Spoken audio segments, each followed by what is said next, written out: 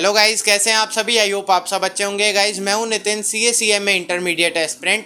And guys आज की video में मैं आपके साथ शेयर करने वाला हूं सीए फाउंडेशन की paper number 2 law and BCR की सर्टिफाइड स्कैन कॉपी की डिटेल एनालिसिस, जिसमें मैं अपनी मिस्टेक्स शेयर करने वाला हूं, कहाँ मेरी मिस्टेक्स रही थी, जिनकी मदद से आप अपने एग्ज़ाम में अगर उन मिस्टेक्स को नहीं करेंगे तो आप कहीं ना कहीं और ज़्यादा मार्क्स स्कोर कर सकते हैं। एंड लास्ट में, वीडियो के लास्ट में मैं आपके साथ शेयर करूंगा मेरे को 2 marks as a grace marks allot हुए हैं। कैसे मिलते हैं ग्रेस मार्क्स, वो लास्ट में हम वीडियो में चर्चा करेंगे। एंड गाइज, अगर आपने सर्टिफाइड स्कैन कॉपी की ऐसे मंगाते हैं 10 रुपीज़ पे करके आरटीआई की मदद से, तो वो भी मैंने वीडियो अपलोड करी हुई है अपने चैनल पर, या तो फिर आप डिस्क्रिप्शन में लिंक दे दूंगा मैं आपको, आप वहाँ से जाके चेकआउट कर सकते हैं। चलिए बिना टाइम वेस्ट करे वीडियो को शुरू करते हैं। Let's begin.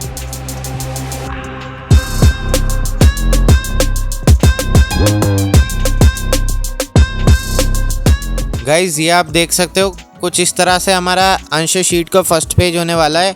एंड गाइज इसे केयरफुली फिल करना है आपको। एंड बहुत सारे स्टूडेंट इसे फिल करने में मिस्टेक्स कर देते हैं, फिर उसके बाद एग्ज़ामिनर वो बहुत ज़्यादा प्रॉब्लम क्रिएट कर देते हैं। उसे सही करने के लिए आपको सिंपली बस राइट साइड में अपर साइड देखेंगे, यहाँ पर आपको अपना रोल नंबर फिल करना है। एंड उसके बाद जहाँ आपके वर्ड दिखेंगे उसे फिल कर देना है, उसे बिल्कुल भी दिखने नहीं देना है। गाइज ये ऊपर साइड में आप मिडल में देखेंगे, ये जो फर्स्ट बॉक्स है इसमें आपको अपना रोल नंबर लिखना है वर्ड में। एंड जो सेकंड बॉक्स है यहाँ पर एग्ज़ामिनर अटेंडेंस रजिस्टर में से स्टिकर लगाएंगे। एंड जो थर्ड बॉक्स है इसमें आपको साइन करना है। एंड जो फोर्थ बॉक्स है यहाँ पर एग्ज़ामिनर साइन करेंगे। एंड आप लेफ़्ट की तरफ देखेंगे, एग्ज़ामिनेशन में आपको फाउंडेशन फिल करना है, ग्रुप में आप ब्लैंक छोड़ेंगे, पेपर नंबर अपना डालेंगे 1 2 जो भी है आपका। एंड उसमें सब्जेक्ट में आप अपना सब्जेक्ट लिखेंगे। एंड आप नीचे की तरफ देखेंगे तो ये आप टेबल देख सकते हैं, इसमें आपको सिर्फ फर्स्ट वाला कॉलम फिल करना है बस, एंड और सब आपको ब्लैंक छोड़ना है। गाइज अब चलते हैं मेरी आंसर शीट की तरफ। ये आप देख सकते हो कुछ इस तरह से ही हमारा आंसर शीट का फर्स्ट पेज होने वाला है। इसे मैंने अपने केयरफुली फिल कर दिया था, ये आप देख सकते हो जैसा मैंने आपको स्टार्टिंग में बताया था। एंड गाइज राइट साइड में आप देख सकते हो मैंने 100 आउट ऑफ 40 मार्क्स स्कोर करें। गाइज ये बहुत ज़्यादा मार्क्स है नहीं मेरे मुताबिक, जितनी मैंने प्रैक्टिस करी थी। एंड जैसा कि आप जानते होंगे कि मेरा ऑपरेशन हुआ था, फिर भी मैं एग्ज़ाम देने गया था। एंड उसकी वजह से मेरे कहीं ना कहीं कम मार्क्स आए हैं। एंड मैं पूरा अपना टाइम मैनेज नहीं कर पाया था अपने एग्ज़ाम में। एंड गाइज ये वाला इशू लगभग सभी स्टूडेंट्स के साथ होता है, क्योंकि जैसा कि लॉ हमारा थ्योरी सब्जेक्ट है, लॉ एंड बीसीआर, एंड ये लेंथी भी हो जाता है। इसकी वजह से सभी स्टूडेंट इसमें टाइम मैनेज नहीं कर पाते किसी वजह से। तो आपको सिंपली क्या करना है, ज़्यादा से ज़्यादा आप मॉक टेस्ट पेपर अटेम्प्ट करेंगे साइड में टाइमर रखकर, तो आपकी स्पीड भी इम्प्रूव होगी एंड राइटिंग प्रैक्टिस भी आपकी इम्प्रूव हो जाएगी, जिसकी मदद से आप ज़्यादा से ज़्यादा क्वेश्चंस अटेम्प्ट कर पाएंगे एंड ज़्यादा से ज़्यादा मार्क्स स्कोर कर पाएंगे। एंड गाइज ये सभी स्टूडेंट्स के माइंड में क्वेश्चन आता है कि हमें कौन सा पार्ट पहले करना चाहिए, सेक्शन ए पहले करें जो कि हमारा लॉ का पार्ट है, या फिर सेक्शन बी करें जो कि हमारा बीसीआर का पार्ट है। गाइज इसमें मेरा मानना ये है कि जो भी आपको पार्ट अच्छे से आता है, सेक्शन ए पार्ट या फिर सेक्शन बी पार्ट, आपको जो भी अच्छे से आता है वही आप सबसे पहले करें। एंड उसमें आप अपने अच्छे से टाइम मैनेज करें, जिससे ज़्यादा से ज़्यादा क्वेश्चन अटेम्प्ट करेंगे एंड आपकी प्रोबेबिलिटी भी कम हो जाती है लास्ट में क्वेश्चन छूटने की।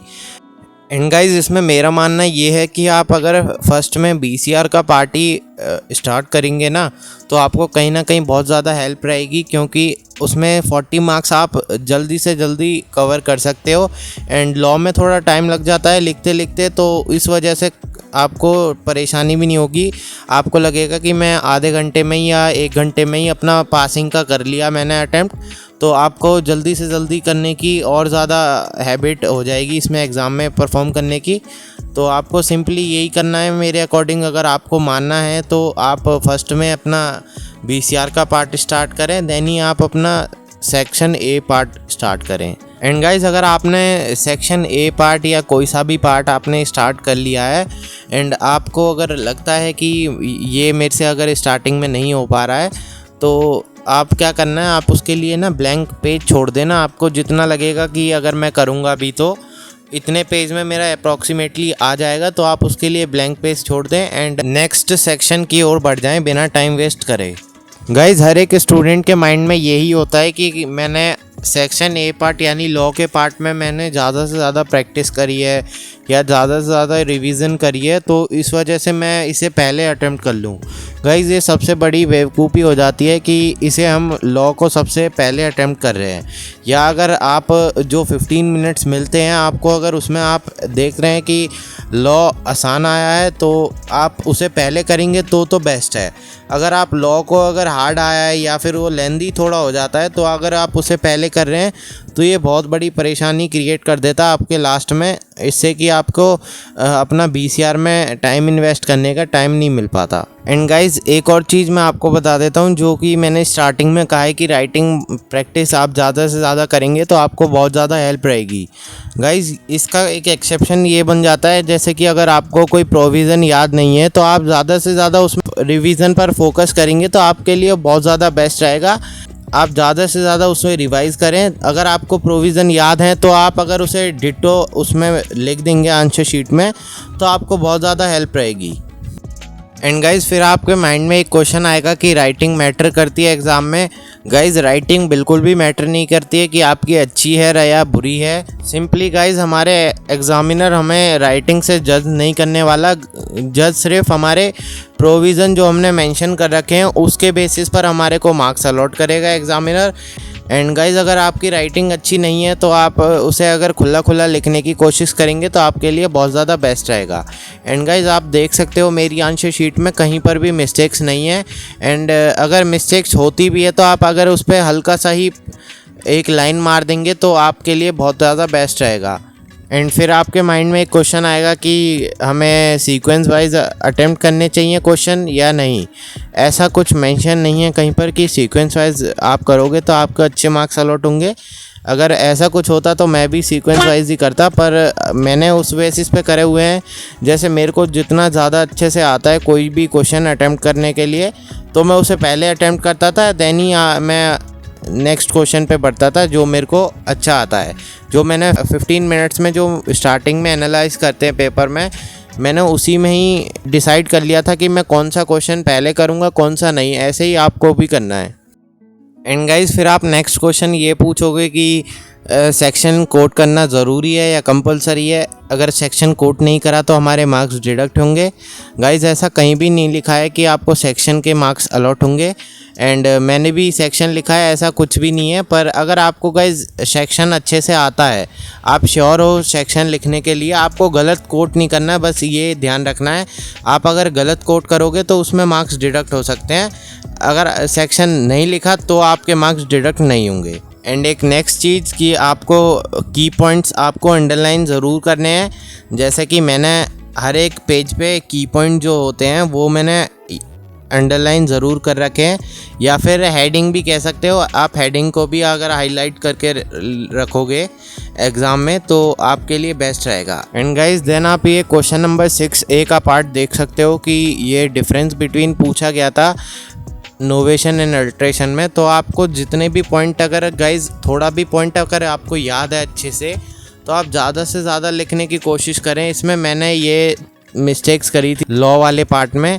एंड ऐसे ही गाइज क्वेश्चन नंबर 6 के B पार्ट में आया था कि पार्टनरशिप एंड को ओनरशिप का डिफरेंस बताना है। एंड ये सारे क्वेश्चंस जो पार्ट हैं ABC पार्ट, ये 4 मार्क्स के थे, जिसमें से मेरे को A वाले पार्ट में 3 मार्क्स मिले हैं 4 मार्क्स में से। एंड B पार्ट में मेरे को 2 मार्क्स अलॉट हुए हैं 4 मार्क्स में से। गाइज जैसा कि आप सभी जानते हैं कि हमारा लॉ का पेपर है एंड इसमें कहीं ना कहीं मार्क्स डिडक्ट हो ही जाते हैं। लॉ की लैंग्वेज तो हम अच्छे से लिख नहीं पाएंगे प्रॉपर, पर हम जो भी अपनी लैंग्वेज में लिखते हैं कहीं ना कहीं ये एग्ज़ामिनर को समझ नहीं आती है या फिर क्या प्रॉब्लम हो जाती है, तो इस वजह से वो अपने डिडक्ट कर लेते हैं मार्क्स। तो ये बहुत ज़्यादा मेरे को प्रॉब्लम लगती है लॉ के पेपर में। एंड गाइज फिर आपके माइंड में एक क्वेश्चन आएगा कि स्टेप मार्किंग होती है लॉ के पेपर में। तो आप गाइज यहाँ पर देख सकते हो कि जैसे यहाँ लिखा है 5th के B के स्टेप 2 में 1 मार्क्स अलॉट हुए हैं। ऐसे ही गाइज आपको अगर पूरा क्वेश्चन गलत है पर आपके थोड़े स्टेप वाइज अकॉर्डिंगली जो आंसर शीट होती है उनके पास, एग्जामिनर के पास, उसके हिसाब से अगर आपका स्टेप 1 भी सही है तो आपको उसके डेफिनेटली मार्क्स दिए जाएंगे। एंड गाइज मुझे लॉ के पेपर में ये लगता है कि अगर कोई भी स्टूडेंट अगर उन 1.5 डेज़ को अच्छे से मैनेज कर पाता है या फिर उसकी इफ़ेक्टिवली यूज़ कर पाता है उन 1.5 डेज़ को अपने रिवीजन करने में या अपनी प्रैक्टिस करने में, तो उसके डेफिनेटली कहीं ना कहीं मार्क्स इंप्रूव होते हैं। एंड गाइज मैं इन सब चीज़ को इग्नोर करता रहा अपने एग्ज़ाम में। एंड ये देख सकते हो आप गाइज, ये फर्स्ट के सी पार्ट में मेरे गड़बड़ी होने लगी थी। तो इसमें मेरा मानना ये है कि गाइज अगर आप 2 to 5 मिनट्स का अगर गैप लेते हैं फ्रेश होने का, अपना टाइम देते हैं फ्रेश होने के लिए, तो आप डेफिनेटली इसमें मार्क्स और ज़्यादा गेन कर सकते हैं, जिससे कि आपका माइंड फ्रेश रहेगा तो आप अच्छे से अच्छे पेपर को प्रेजेंट कर पाएंगे। एंड गाइज ये आप देख सकते हो आंसर नंबर फर्स्ट के सी पार्ट। और इवन मैंने पूरे लॉ में पूरी कोशिश करी थी कि अपनी ज़्यादा से ज़्यादा मैं लॉ की लैंग्वेज लिख पाऊँ जिससे ज़्यादा से ज़्यादा मार्क्स गेन हो सकें, पर कहीं ना कहीं मेरे हिसाब से तो यार लॉ में मार्क्स कहीं ना कहीं डिडक्ट ही हो जाते हैं। गाइज़ जैसा कि मैंने आपको स्टार्टिंग में बताया था कि मैंने अपना सारा टाइम लगभग 2 to 2.5 आवर मैंने अपना लॉ में इन्वेस्ट कर दिया था। एंड उसकी वजह से मैं अपने फोकस नहीं कर पाया BCR पार्ट पे। एंड गाइज़ ये सबसे बड़ी मिस्टेक्स थी मेरी आंसर लिखने में लॉ के। गाइज़ इसमें मैं आपको एक टिप देना चाहता हूँ कि जैसे कि अगर आपने मेरी तरह ही अगर सेक्शन A पार्ट फर्स्ट उठाया है तो आपको 1 hour 45 मिनट्स में अपना लॉ पार्ट जल्द से जल्द कंप्लीट कर लेना है।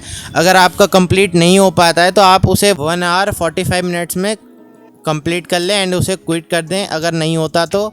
एंड अपने BCR पार्ट के लिए फोकस हो जाएं। 1 hour 15 मिनट्स में आपको BCR कंप्लीट करना है। एंड गाइज अगर आप ये मेरी टिप फॉलो करोगे तो आप डेफिनेटली कहीं ना कहीं मार्क्स इंप्रूव करोगे। बढ़ते हैं गाइज सेक्शन B जो कि BCR का पार्ट है। गाइज जो कि हमें पता है कि इसमें कम्युनिकेशन जो चैप्टर है हमारा BCR में वो 6 to 8 मार्क्स का हर अटेम्प्ट में पूछा जाता है। एंड मैं इसे अच्छे तरीके से पढ़ के गया था एंड इसमें मेरे को 2 out of 2 मार्क्स मिले हैं।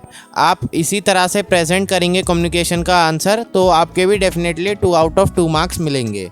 एंड गाइज जैसा कि आप देख पा रहे हैं 10th के B पार्ट में, जो कि मेरे को गाइज बिल्कुल भी नहीं आते थे एक्टिव पैसिव वॉइस, एंड मेरे पे टाइम भी नहीं बचा था कि मैं इसे कर पाऊँ। एंड तो फिर मैंने ये समझा कि जैसा भी आता है मेरे को वो अटेम्प्ट कर देते हैं, कहीं ना कहीं मार्क्स मिल जाएंगे। पर गाइज ये है कि थोड़ा बहुत तुक्का मारने के लिए भी हमें पता रहना चाहिए, तो आप इसका एक बार रिवीजन लेक्चर ज़रूर देख के जाएं। एंड जैसा कि आप देख पा रहे होंगे मैं किसी भी क्वेश्चन को प्रॉपर नहीं अटेम्प्ट कर पाया था BCR में। सबसे मेन प्रॉब्लम गाइज मेरी यही थी कि मेरे पे टाइम नहीं बच पाया था लास्ट में। एंड मैं ये सोच रहा था कि मेरे को सारे आंसर आते हैं कि ये कर लेता हूँ वो कर लेता हूँ, पर मेरे पे टाइम नहीं बच पाया लास्ट में। एंड उसकी वजह से मैं पैनिक कर गया था अपने एग्ज़ाम में। एंड थोड़ा इस वजह से मैं किसी भी आंसर को प्रॉपर वे में या पूरा तरीके से नहीं कर पाया। एंड गाइज जैसा कि मैंने आपको बताया कि आप ये कम्युनिकेशन जो चैप्टर है हमारा मोस्ट इम्पॉर्टेंट चैप्टर है BCR का, जिसमें हर एक क्वेश्चन में आप देख रहे होंगे जैसे इसमें 9th के A पार्ट में भी है, ऐसे ही उस वाले पार्ट में 10th के A पार्ट में था, ऐसे हर एक पार्ट में आपको ये डेफिनेटली देखने को मिलेगा। एंड गाइज जैसा कि मैंने आपसे कहा था कि स्टार्टिंग में कि प्रेजेंटेशन बहुत ज़्यादा मैटर करती है एंड थोड़ा लेंथीनेस भी कहीं ना कहीं मैटर कर जाती है। जैसा कि मैंने आपको 10th के A पार्ट में बताया था कि जो कम्युनिकेशन का आंसर था वो 2 मार्क्स का था एंड उसमें मेरे को 2 out of 2 मार्क्स मिले थे, पर जो और सारे पार्ट थे कम्युनिकेशन के उसमें मेरे 2 out of 1 मार्क्स ही अलॉट करे हैं। एंड गाइज अगर आप आंसर को शॉर्ट वे में प्रेजेंट करने की कोशिश करोगे तो आपके कहीं ना कहीं मार्क्स डिडक्ट हो सकते हैं। एंड गाइज इसमें मैं लास्ट में आपको एक टिप और देना चाहता हूँ कि जो टीचर्स वगैरह हमारे को मैराथन लेक्चर वगैरह प्रोवाइड कराते हैं 1.5 डे बिफोर एग्ज़ाम, वो आपको डेफिनेटली देख के जाने चाहिए। जिस भी टीचर से आप पढ़े हो या फिर जो भी टॉप फैकल्टीज़ हैं हमारे को जो फ्री रिवीजन लेक्चर प्रोवाइड कराती हैं यूट्यूब पे, तो आपको उनसे डेफिनेटली देख के जाना चाहिए, बहुत ज़्यादा हेल्प होने वाली है आपको। एंड गाइज इसमेन मैं आपको कुछ टीचर सजेस्ट कर देता हूँ जो टॉप फैकल्टीज़ हैं, जो जैसे कि SPC क्लास में अंकिता पटनी मैम है एंड अनअकैडमी चैनल पे Kunal Mandhania sir revision lecture provide कराते हैं। एंड ऐसे ही अनअकैडमी चैनल पर ही Adarsh Joshi sir and Indresh Gandhi sir भी प्रोवाइड कराते हैं revision lecture. And Arjun Chhabra sir से भी आप पढ़ सकते हो। एंड गाइस जैसा कि आपको मैंने स्टार्टिंग में बताया था कि मेरे को 2 marks as a grace marks allot हुए हैं। गाइस फर्स्ट ऑफ ऑल आप ये देख सकते हो रिजल्ट ओवरव्यू में लेफ्ट हैंड साइड की अपर साइड में कि मार्क्स अफोर्डेड में मेरे को 40 मार्क्स अलॉट हुए हैं। एंड जब मैं अपना रिजल्ट चेक कर रहा था कि उसमें मेरे को पेपर नंबर 2 आप देख सकते हो 42 मार्क्स अलॉट हुए हैं। एंड गाइज ये क्यों मिलते हैं हमें ग्रेस मार्क्स, ये इसका रीज़न ये है कि जब अगर कभी हमारे एग्ज़ाम में रॉन्ग क्वेश्चन आ जाता है या आउट ऑफ सिलेबस आ जाता है तो इस वजह से हमारे को आईसीआई ग्रेस मार्क्स अलॉट करता है। So guys that's all for today. आज की वीडियो में बस इतना ही। अगर आपको गाइज वीडियो थोड़ी भी हेल्पफुल लगी हो तो लाइक करें एंड अपने दोस्तों के साथ शेयर करें। चैनल पर फर्स्ट टाइम आए तो चैनल को ज़रूर सब्सक्राइब करें। Thanks for watching. मिलते हैं नई वीडियो के साथ, तब तक के लिए बाय बाय।